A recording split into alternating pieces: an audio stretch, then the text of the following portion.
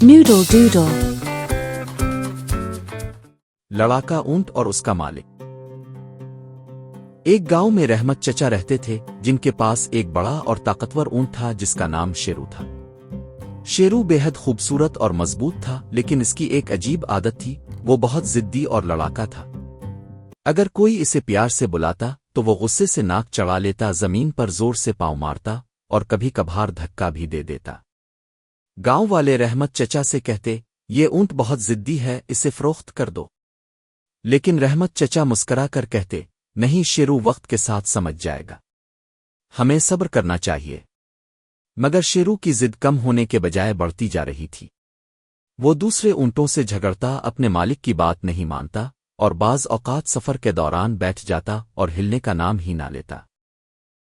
एक दिन गांव में खबर फैली कि कुएं का पानी खुश्क हो रहा है। गांव वालों को दूसरे गांव से पानी लाना था, लेकिन रास्ता बहुत लंबा और मुश्किल था। आम जानवर इतना वजन उठाकर वहां तक नहीं जा सकते थे। रहमत चचा के दोस्तों ने कहा, अगर शेरू अपनी लड़ाका आदत छोड़ दे तो ये सबसे बेहतरीन ऊंट है इस काम के लिए। रहमत चचा ने शेरू को गौर से देखा और नरमी से बोले, बेटा, अब तुम्हारी ताकत और हिम्मत की सबको जरूरत है, क्या तुम हमारी मदद करोगे? शेरू ने पहले तो गुस्से से गर्दन घुमाई, मगर फिर उसकी नजरें गांव के प्यासे बच्चों पर पड़ी। इसकी आंखों में नरमी आ गई। रहमत चचा ने इसके सर पर हाथ रखा और कहा, असल बहादुरी लड़ने में नहीं, बल्कि दूसरों की मदद करने में है। ये सुनकर शेरू की आंखों में चमक आ गई। उसने अपनी गर्दन सीधी की और जोर से आवाज निकाली, जैसे कह रहा हो, हाँ, मैं तैयार हूं। अगले दिन रहमत चचा ने पानी के बड़े बड़े मशकीजे शेरू पर लादे और सफर पर निकले। रास्ता बहुत मुश्किल था, रेत के बड़े बड़े टीले, गर्म हवा और कहीं कहीं खतरनाक जंगली जानवर भी मौजूद थे। एक जगह सब ऊंट रुक गए क्योंकि रास्ते में एक बड़ा रेत का तूफान आ रहा था। ऊंटों के मालिक खौफजदा हो गए और सब ने पीछे हटने का फैसला किया। लेकिन शेरू ने अपनी टांगें जमीन में मजबूती से जमाई। इसने अपने पैरों से जमीन को खुरचा, जैसे कह रहा हो, मैं नहीं रुकूंगा। रहमत चचा ने इसकी कमर थपथपाई और कहा, तुम वाकई एक बहादुर ऊंट हो।